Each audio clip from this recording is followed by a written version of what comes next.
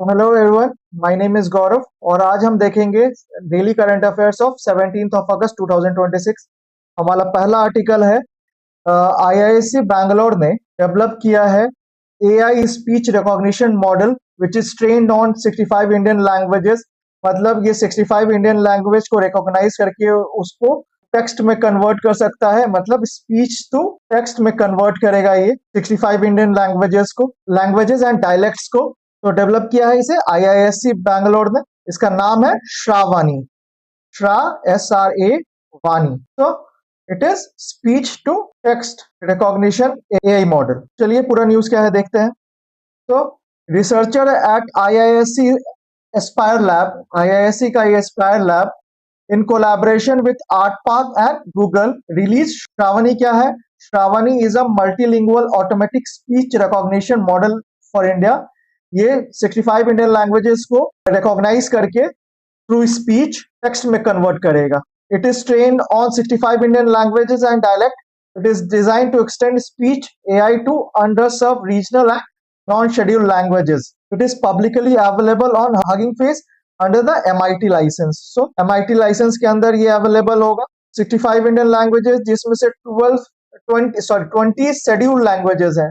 हमारे इंडिया में 22 schedule languages जिसमें से ये 20 शेड्यूल लैंग्वेजेस को रिकॉग्नाइज कर सकता है and 45 regional language and dialects को रिकॉग्नाइज कर सकता है। ये सबसे अच्छी बात है, इसका एरर रेट बहुत कम है। That is 9.5% word error rate on Garo. मतलब गारो लैंग्वेज पे इसको टेस्ट किया गया तो इसका एरर रेट है ओनली 9.5%। इससे अर्लियर जो वर्जन था उसका एरर रेट था 69.4%। मतलब इसके बाद जो मॉडल है जो सबसे अच्छा है उसका एरर रेट है 69.4%। तो इसका एरर रेट बहुत कम है। अगर इसकी सिग्निफिकेंस की बात की जाए तो it helps extend speech to text technology to underserve Indian languages. जैसा मैंने बताया आपको, it address the gap left by the speech AI system focused on dominant languages, would improve access for around 25 crore people as per the 2011 census, and it promotes digital inclusion and language diversity. Model का नाम याद रखिएगा, श्रावानी, और इसे develop किया है IISc Aspire lab, art Park and Google ने मिलकर। चलिए क्वेश्चन देख लेते हैं। और question is, with reference to Shravani, consider the following statements. It was developed by IISc Aspire Lab in collaboration with ArtPark and Google. सही है। It covers 20 scheduled languages and 45 regional languages and dialect. ये भी सही है। 20 not 22, 20 out of 22 मतलब 22 हमारे scheduled languages है जिसमें से 20 को ये कवर करता है। It is publicly available on Hugging Face under the MIT license. This is correct. It covers all 28 Indian scheduled languages. ये statement गलत है। So 1, 2 and 3. So statement 4 is incorrect because Shravani covers 20 scheduled languages, not all 22 8 scheduled languages. The model also covered 45 regional languages and dialect, marking the total of 65. So 1, 2 and 3. हमारा अगला topic है independence day address of prime minister. So ये हमारे प्रधानमंत्री का 13th independence day address है जिसमें उन्होंने सप्तधारा के कॉन्सेप्ट को आउटलाइन किया। ये outline the concept of Saptadhara, that is 7 streams for Viksit Bharat. ये 7 स्ट्रीम्स कौन कौन से हैं चलिए देख लेते हैं। ये 7 स्ट्रीम्स है। मैन्युफैक्चरिंग, पहला है manufacturing to build domestic industrial strength. Second is agriculture and food production, that is boost farming, food processing and export. Third is technology and innovation, जिसमें position India as a global innovation hub. Fourth is Gati Shakti to ensure seamless and fast connectivity. Fifth is self-reliance in defense, that is strengthen defense manufacturing. छठा धारा है green and blue economy to create green jobs and expand clean and marine sectors. And the 7th one is soft power to expand India's global influence through culture, yoga, film and traditional knowledge. तो ये 7 imperatives हैं which are necessary to achieve the target of विकसित भारत 2047. तो एक बार फिर से देख लीजिएगा। Manufacturing, agriculture and food production, technology and innovation, गति शक्ति, self-reliance in defense, green and blue economy and soft power. तो दीज आर 7 इम्परेटिव्स। उसके अलावा और की अनाउंसमेंट जो प्रधानमंत्री ने किए, हमारा फोकस रहेगा in agricultural sector, chemical free farming, food processing and export promotion, खासकर मिलेट्स, फ्रूट्स, इनके एक्सपोर्ट को बढ़ाना। Then integrated farm to export supply chains, millets, spices and fruits को हाईलाइट किया उन्होंने। उसके अलावा टेक्नोलॉजी या इनोवेशन की बात की उन्होंने। उसमें उन्होंने कहा कि लगभग 1 करोड़ यूथ को एआई ट्रेनिंग दी जाएगी इन अ ईयर। उसके अलावा push to strengthen the semiconductor ecosystem and technology and innovation projected as a growth engine. अगर यूथ फोकस की बात की जाए तो उन्होंने फ्री ऑनलाइन कोचिंग की बात की फॉर कॉम्पिटिटिव एग्जाम। 5 से 15 साल के जेन अल्फा एथलीट्स को रिकॉग्नाइज किया जाएगा और उनको प्रॉपर एथलीट की ट्रेनिंग दी जाएगी। So these were the areas जहां पे प्रधानमंत्री ने अपने इंडिपेंडेंस डे एड्रेस को में फोकस किया। खासकर उनका फोकस था टुवर्ड्स यूथ। तो चलिए इसके रिगार्डिंग क्वेश्चन सॉल्व कर लेते हैं। Question is, with reference to the Saptadhara framework highlighted by the Prime Minister, consider the following pairs. Manufacturing is recognized as first strength, सही है। Agriculture and food production second strength, सही है। Technology and innovation third strength, सही है। गति शक्ति is नहीं। Green and blue economy, this is wrong. Green and blue economy एक अलग ही स्ट्रीम है। सो गति शक्ति is fourth stream, yes, fourth strength. तो चलिए एक्सप्लेनेशन देख लेते हैं। तो 1, 2 and 3, only 1, 2 and 3 will be correct. So Gati Shakti refers to the seamless and fast connectivity and green and blue economy is a separate stream. So ये गलत था। अगर की टेक अवेज की बात की जाए तो सप्तधारा इस PM 7 stream framework for Viksit Bharat, ये की इम्परेटिव्स हैं जिससे हम अपने टारगेट ऑफ विकसित भारत को अचीव करेंगे। Gati Shakti means seamless and fast connectivity, manufacturing, agriculture and technology are the first three stream. Self reliance in defence, green and blue economy and soft power are remaining streams. Agriculture thrust include chemical free, agriculture focus area is chemical free farming, processing and export, and goal is to accelerate India's progress towards a developed nation by 2047. Viksit Bharat by 2047. Our next topic is regarding Indonesia में एक 7.7 magnitude का earthquake hit हुआ है। तो हम हमेशा सुनते हैं Indonesia is affected by volcanic eruption, earthquake and tsunami. तो ये ऐसा क्यों होता है, हमेशा इंडोनेशिया क्यों इफेक्ट होता है, इसका लोकेशन इसके लिए रिस्पॉन्सिबल है। तो चलिए रीजन देखते हैं। News is 7.7 earthquake hits Indonesia, at least 47 dead and 235 aftershocks, rock region largest up to 6.2। मतलब 7.7 अर्थक्वेक आने के बाद इसके बाद जो आफ्टर शॉक्स भी फॉलो हुए, जिसमें सबसे बड़ा मैग्नीट्यूड था 6.2 का आफ्टर शॉक का। तो यहाँ पे हमेशा और वॉल्केनिक इरप्शन क्यों होता है, बिकॉज ये लाई करता है in the mid of ring of fire. क्या है रिंग ऑफ फायर? एक हॉर्शू जोन है, horseshoe zone in the Pacific, जहां पे हमेशा सबडक्शन होता रहता है। Subduction of oceanic plate beneath continental और लाइटर ओशियनिक प्लेट। मतलब जो प्लेट है वो भारी होने के कारण सबड्यू हो जाते हैं बीनीथ कॉन्टिनेंटल प्लेट। मतलब ये कॉन्टिनेंटल प्लेट है और ये ओशियनिक प्लेट है। तो ओशियनिक प्लेट क्योंकि भारी होता है तो ये सबड्यू होके नीचे की ओर चला जाता है, जिसके कारण ये लैंड मास थोड़ा सा उठता है, जिसके कारण एक शॉक वेव ऊपर की ओर मूव करता है। यही शॉक वेव वाटर के डिस्प्लेसमेंट का कारण होता है। वाटर डिस्प्लेस होता है जिसके कारण लार्ज वेव्स क्रिएट होते हैं और वो लार्ज वेव्स क्रिएट करता है सुनामी। तो हमने देखा कि ये जोन जो है, समझिए ये southern America, then Russia, Japan, Indonesia, Australia and New Zealand तक एक्सटेंड करता है। अप्रोक्स 40,000 किलोमीटर का ये पूरा जोन है which is affected by volcanic eruption, earthquakes and other seismic activities, जिसके कारण सुनामी भी अकर करता है। तो हमने देखा इसके पीछे का रीजन है subduction of oceanic plate beneath continental plate, जिसके कारण एक लार्ज शॉकवेव ऊपर की ओर मूव होता है जो कोस्ट पे जाके सुनामी क्रिएट करता है। तो Indonesia lies on the Pacific ring of fire.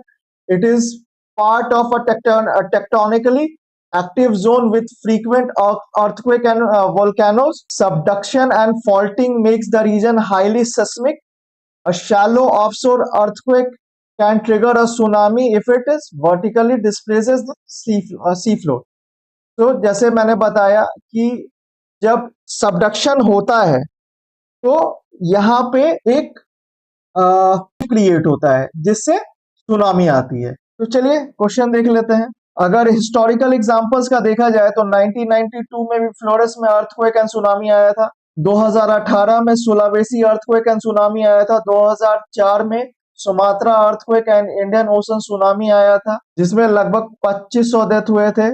इसमें लगभग 4400 डेथ हुए थे और इसमें लगभग 2.5 लाख लोग मरे थे अक्रॉस डिफरेंट कंट्रीज 2004 में। चलिए क्वेश्चन देखते हैं। हमने देखा क्यों इस रीजन में हमेशा अर्थक्वेक आता है, बिकॉज ऑफ सबडक्शन जोन, और इस एरिया को कहते हैं Pacific ring of fire. Consider the following, question देखते हैं। Consider the following statement regarding the recent earthquake in Indonesia. The earthquake struck the Flores region of Indonesia. तो Flores में आकर हुआ है, ये रहा Flores. East Nusa Tenggara province of Indonesia में पड़ता है ये फ्लोरेस, ये जोन आता है।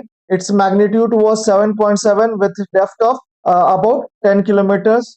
So this is also correct. Indonesia is highly earthquake prone because it lies along the Pacific Ring of Fire. हमने देखा मैप में। Every undersea earthquake necessarily generate a tsunami. This is wrong. जब जो दो tectonic plates एक दूसरे से parallelly टकराते हैं तो सुनामी अकर नहीं होता। Tsunami only occurs when subduction happens, और अचानक से झटका लगता है और एक शॉकवेव ऊपर की ओर मूव करता है और ये शॉकवेव वेव्स को कैरी करता है फॉर लॉन्ग डिस्टेंस, जिससे सुनामी आती है। So 1, 2 and 3। चलिए रीजन देख लेते हैं। Not every undersea earthquake generates a tsunami.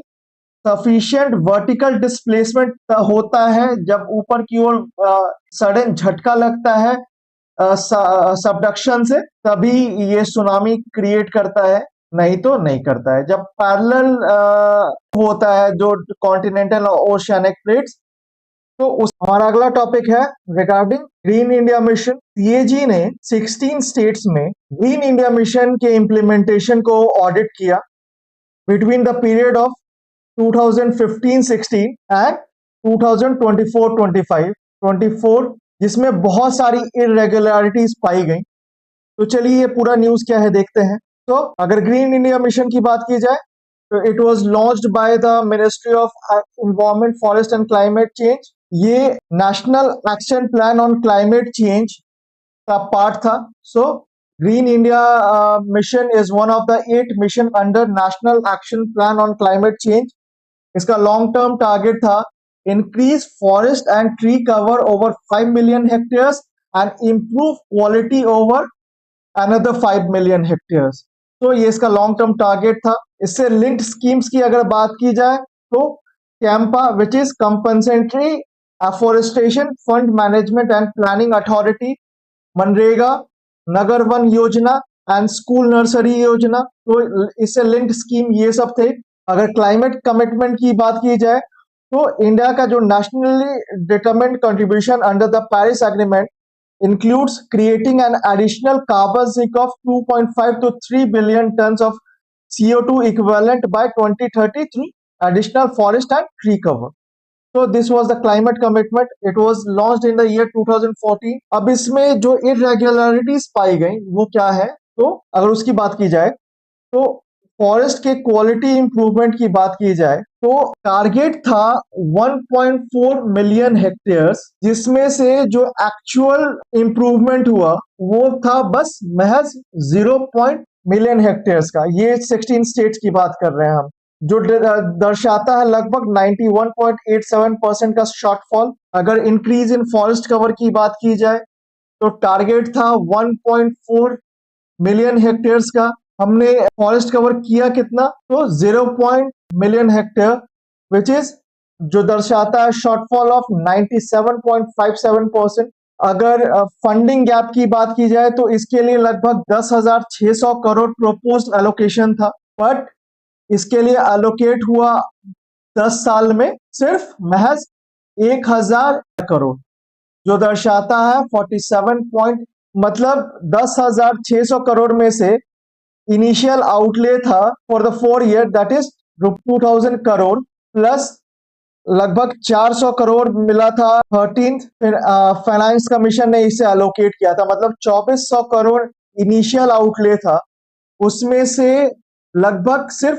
1149.14 he crore allocate किया गया, विच इज 40, मतलब 2,400 करोड़ में से इतना मिला, which is 47 point receive during 10 years of examination.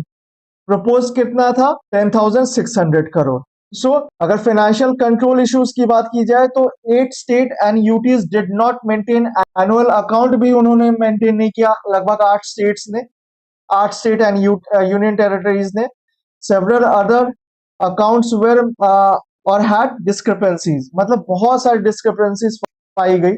ये महत्वपूर्ण क्यों हो जाता है, बिकॉज जो ग्रीन इंडिया मिशन है ये हमारा लॉन्ग टर्म कार्बन स्ट्रैटेजी को इंडिकेट करता है। अगर ये इम्पैक्ट होगा तो हमारा long term carbon strategy impact होगा, क्लाइमेट मिटिगेशन गोल को हम नहीं अचीव कर पाएंगे, हमारा कार्बन सिक्वेस्ट्रेशन टारगेट फेल होगा, एंड हमारा बायोडाइवर्सिफिकेशन का जो टारगेट है वो भी फेल होगा। तो दिस इज दैट मच, मतलब ये इतना इंपॉर्टेंट है ये ग्रीन इंडिया मिशन, और उससे उसमें इतनी उसके इम्प्लीमेंटेशन में इतनी डिस्क्रिपेंसी पाई गई। तो चलिए इसके रिगार्डिंग क्वेश्चन सॉल्व कर लेते हैं। Consider the following statements regarding the green India mission. It is one of the 8 mission under the national action plan on climate change. सही है। It aims to increase forest and tree cover over 5 million hectares and improve the quality and forest and tree cover over another 5 million hectares. ये भी बिल्कुल सही है। India's nationally determined contribution includes creating an additional carbon sink of 2.5 to 3 billion tons of CO2 equivalent by 2030 through additional forest and tree cover. ये भी सही statement है। The recent CAG audit found that convergence of Green India Mission with Kampa and Manrega have been effectively achieved. नहीं, यही तो main major issue है, convergence को achieve नहीं कर पाया है ये मिशन। तो only 1, 2 and 3 statements are correct. It highlighted insufficient funding, deficiencies in planning and weak monitoring. The CAG audit specifically flagged inadequate convergence of GIM with Kampa and MNREGA.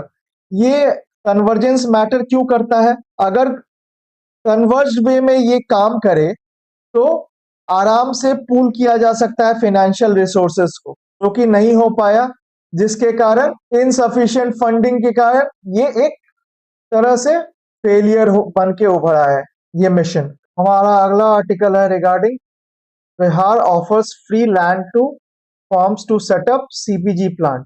तो बिहार सरकार सीबीजे के प्रोडक्शन को इंडस्ट्रियल स्केल पे produce करना चाहती है, CBG को industrial scale पे प्रोड्यूस करना चाहती है, जिसके लिए ऑयल कंपनीज को 25 सालों के लिए 10 एकड़ जमीन लीज पे देगी। 2018 की बात की जाए तो गोवर्धन स्कीम जो बिहार गवर्नमेंट ने लॉन्च किया था, इसमें community lead production of biogas की बात की गई थी। बस 2026 में जो गोवर्धन स्कीम यूनियन गवर्नमेंट ने लॉन्च किया, उसमें सीबीजी के प्रोडक्शन को 10 फोल्ड बढ़ाने की बात की गई है टिल 2035-36। तो ये पूरा न्यूज क्या है देखते हैं।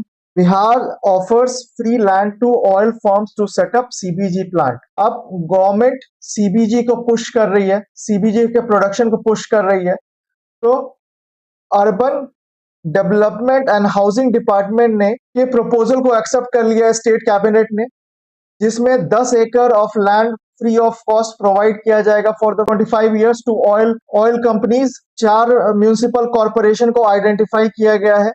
वो 4 कौन कौन से हैं? It is Gaya, Gayaji, Muzaffarpur, Bhagalpur and Bihar Sharif.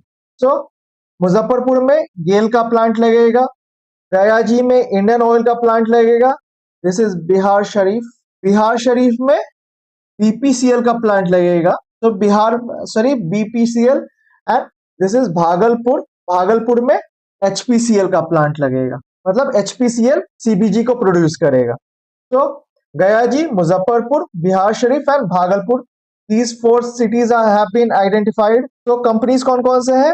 Indian Oil Gaya ji में, गेल मुजफ्फरपुर, एचपीसीएल भागलपुर एंड बीपीसीएल बिहार शरीफ। अगर किस चीज से बनेगा ये सीबीजी उसकी बात की जाए तो फीड स्टॉक क्या क्या है? ऑर्गेनिक एंड म्यूनिसिपल वेस्ट को कन्वर्ट किया जाएगा कंप्रेस्ड बायोगैस में। ऑर्गेनिक और म्यूनिसिपल वेस्ट से बायोगैस बनता है और इसको फिर प्यूरिफाई किया जाता है जिससे सीबीजी प्रोड्यूस होता है। अगर भागलपुर के यूनिट की बात की जाए जो कि एचपीसीएल बनाएगा, उसका कॉस्ट लग रहा है 139 करोड़ और उससे daily 10 ton of CBG produce होगा, मतलब 10 ton of CBG per day produce होगा। अगर कंपैरिजन की बात की जाए तो 2018 और 2026 के बीच में जो गोवर्धन स्कीम लॉन्च किया उसमें डिफरेंस क्या है? पहले तो हम गोवर्धन का फुल फॉर्म देख लेते हैं, that is galvanising organic bio agro resource धन। तो जो 2018 का जो इनिशिएटिव था, गोवर्धन इनिशिएटिव, वो स्वच्छ भारत ग्रामीण मिशन के अंदर लॉन्च किया गया था। उसका फोकस था rural sanitation and community biogas के ऊपर। स्केल था बहुत छोटे स्केल पे था, लोकल प्लांट्स वहां पे बनाए गए थे, छोटे छोटे प्लांट्स बनाए गए थे जहां पे biogas and bio slurry generate हुआ करता था। और सपोर्ट की बात की जाए तो basic local waste to wealth model था ये। बट 2026 का जो स्कीम है जो रिसेंटली लॉन्च किया है इन अगस्त यूनियन गवर्नमेंट ने, उसमें ministry of petroleum and natural gas का ये स्कीम है। Focus is national circular bio energy and industrial CBG, मतलब कंप्रेस्ड बायोगैस को इंडस्ट्रियल लेवल पे प्रोड्यूस करना और उसके प्रोडक्शन को 10 फोल्ड बढ़ाना है टिल 2035, मतलब large scale national CBG ecosystem को डेवलप करना है। Output is compressed biogas and organic manure. इसके लिए लगभग 23,731 करोड़ का आउटले दिया गया है। 2018 laid the foundation and 2026 scaled it into a national CBG framework। तो ये था हमारा गोवर्धन स्कीम और उसके रिलेटेड जो पुश किया जा रहा है सीबीजी का प्रोडक्शन एट इंडस्ट्रियल स्केल, उसके रिगार्डिंग ये न्यूज आर्टिकल था। चलिए क्वेश्चन देख लेते हैं। With reference to Bihar CBG push and Govardhan, consider the following statements. Bihar will provide 10 acres of land free of cost for 25 years in each of 4 municipal corporation for CBG plant। सही है। Govardhan was launched in 2018 under स्वच्छ Bharat mission ग्रामीण। तो याद रखिएगा 2018 में इसको एक छोटा इनिशिएटिव के तौर पे लॉन्च किया था, बट इसको इंडस्ट्रियल स्केल प्रोवाइड करने के लिए 2026 में फिर से गोवर्धन स्कीम को लॉन्च किया गया है। तो the 2026 Govardhan National Circular Bioenergy Scheme is administered by the Ministry of Petroleum and Natural Gas। This is also correct। The 2026 scheme focus only on village level community plants, नहीं, ये industrial scale को promote करेगा। So the answer is 1, 2 and 3। Bihar is offering 10 acres free for 25 years in 4 cities, while the original 2018 Govardhan initiative was under Swachh Bharat Mission Gramin। And Govardhan 2026 Govardhan National Circular Bioenergy Scheme is a national industrial scale CBG ecosystem, not a village level community plant program। तो याद रखिएगा 2018 में भी initiative launch किया गया था और 2026 में भी ये विलेज लेवल था, waste to wealth program initiative, और ये इंडस्ट्रियल स्केल पे सीबीजी को प्रोड्यूस करने के लिए।